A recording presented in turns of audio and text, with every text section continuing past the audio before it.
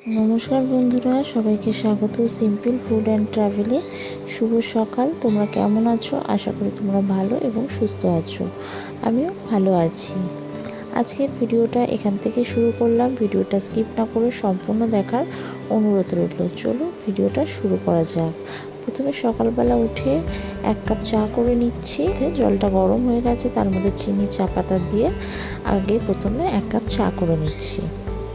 চাটা খেলে সকালবেলায় বেশ ভালো ফ্রেশ লাগে আর কাজ করতেও বেশ ভালো ইচ্ছা হয়, তাই জন্য চাটা হয়ে গেছে। এবার চাটা কাপের মধ্যে নিয়ে নিলাম আর তার সাথে 2টো বিস্কুট দিয়ে চাটা খেয়ে নিয়েছি। আর এদিকে বাজার নিয়ে এসেছে, গাটি কচু আছে, বেগুন আছে, ঝিঙে আছে, ভিন্ডি আছে আর টমেটো আছে।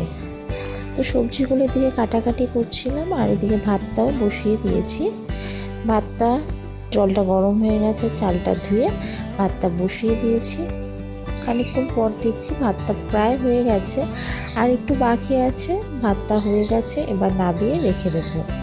আর নিয়ে এসেছিলাম বাজার থেকে চিংড়ি মাছ। চিংড়ি মাছগুলো ভালো করে ধুয়ে ছাড়িয়ে রেখেছি। আর এদিকে মাছের একটু সামান্য তেল আর মাছের মাথা এগুলো ধুয়ে পরিষ্কার করে রেখেছি। আজকে চিংড়ি মাছ দিয়ে গাটি কচু করব আর মাছের মাথাটা দিয়ে চচ্চড়ি করব। তার জন্য সব ধুয়ে নুন আর হলুদ মাখিয়ে রেখেছি। প্রথমে আগে গাটি কচুটা করে নেব। তার জন্য কড়ার মধ্যে তেল দিয়ে প্রথমে এখানে গাটি কচু আলুটাও কেটে নিয়েছি আর চিংড়ি মাছটা দিয়ে ভেজে নিচ্ছি। চিংড়ি মাছগুলো একটু লাল লাল করে ভেজে নিয়ে তুলে রেখে দেব। আর সেই তেলের মধ্যে আলু আর গাটি কচুটা দিয়ে দিচ্ছি। আপনারা যারা চ্যানেলে নতুন ভিডিও দেখছেন অবশ্যই চ্যানেলটি সাবস্ক্রাইব করে দেবেন। পাশে থাকা বেল আইকনও ক্লিক করে দেবেন, যাতে সবার আগে আপনার কাছে নিত্য নতুন ভিডিওর নোটিফিকেশান গিয়ে পৌঁছায়। এখানে সব ভাজা হয়ে গেছে। গাটি কচু, আলু, চিংড়ি মাছ তুলে রেখে দিয়েছি। আর কড়ার মধ্যে সর্ষের তেল দিয়ে গোটা গরম মশলা দিলাম আর 2টো বড় সাইজের পেঁয়াজ কুচি, টমেটো কুচি আর কাঁচা লঙ্কা ভেঙে দিয়ে ভালো করে একটু ভেজে নিচ্ছি। ভালো করে একটু ভাজা হয়ে গেছে। এবার এর মধ্যে আদা দিয়ে দিলাম, রসুন দিয়ে দিলাম পরিমাণ মতন, দিয়ে ভালো করে মশলাটাকে কষিয়ে নিচ্ছি। এইভাবে গাটি কচুটা চিংড়ি মাছ দিয়ে করলে সত্যিই খেতে অসাধারণ লাগে, আর কিছুই লাগে না। তো তার মধ্যে গুঁড়ো মশলাগুলো দিয়ে দিচ্ছি। প্রত্যেক দিনের গুঁড়ো মশলাগুলো দিয়ে ভালো করে মশলাটা কষিয়ে নিয়ে তারপরে ভেজে রাখা গাটি কচু, আলু, চিংড়ি মাছ দিয়ে ভালো করে মশলার সাথে মিশিয়ে নিচ্ছি। মিশিয়ে নিয়ে খুব সুন্দরভাবে রান্নাটা করে নিচ্ছি। এই রান্না করতে যদিও বা অনেকক্ষণ সময় লাগে, তাও খেতে বেশ ভালোই লাগে। প্রায় হয়ে গেছে কষানোটা। এবার এর মধ্যে পরিমাণ মতন জল দিয়ে দিলাম। জল দিয়ে চাপা দিয়ে এটা সেদ্ধ হতে দেব। এটা 7 থেকে 8 মিনিট সেদ্ধ হয়ে গেলেই গাটি কচু আর আলুটা সেদ্ধ হয়ে যাবে চাপা দিয়ে রাখলে।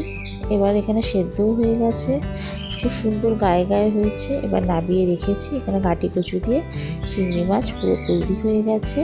আর করে নেব মাছের মাথাটা চচ্চড়ি। কড়ার মধ্যে দিয়ে দিয়েছি সর্ষের তেল। তেলটা গরম হয়ে গেলে এর মধ্যে মাছের মাথা আর সামান্য একটু তেল ছিল সেটাও দিয়ে দিলাম। দিয়ে ভালো করে একটু ভেজে নিচ্ছি মাছের মাথাটা। আর একটু খুন্তির সাহায্যে একটু ভেঙেও দিয়েছি মাছের মাথাটা। খুব ভালো করে একটু ভেজে নিতে হবে। আর এদিকে দিয়ে দিলাম তার মধ্যে ছোট ছোট কেটে রাখা আলু, বেগুন আর পেঁয়াজ কুচি আর লঙ্কা কুচি দিয়ে ভালো করে 5 থেকে 4 মিনিট ভেজে নেওয়ার পরে এর মধ্যে একটু রসুন বাটা দিয়ে দিলাম। দিয়ে আবারও ভালো করে একটু নাড়াচাড়া করে নিয়ে যতক্ষণ পর্যন্ত আলু বেগুনটা নরম হচ্ছে খুব সুন্দরভাবে ভেজে নিতে হবে। এটা দিয়েও বেশ খানিকটা ভাত খাওয়া যায়। আপনারা এইভাবে তৈরি করতে পারেন। এখানে মাছের মাথা দিয়ে চচ্চড়িটা প্রায় হয়ে গেছে, এবার নামিয়ে রেখে দেব। আজকে দুপুরে এই ছিল রান্না, মাছের মাথা দিয়ে চচ্চড়ি আর গাটি কচু দিয়ে চিংড়ি মাছ। তো দুটোই হয়ে গেছে, নামিয়ে রেখেছি। এবার বাসন মেজে এবার লাঞ্চটা করে নেব। সব কিছু করে নিয়ে ভাত হয়ে গেছে, মাছের মাথা চচ্চড়ি হয়ে গেছে আর গাটি কচু দিয়ে চিংড়ি মাছটাও হয়ে গেছে।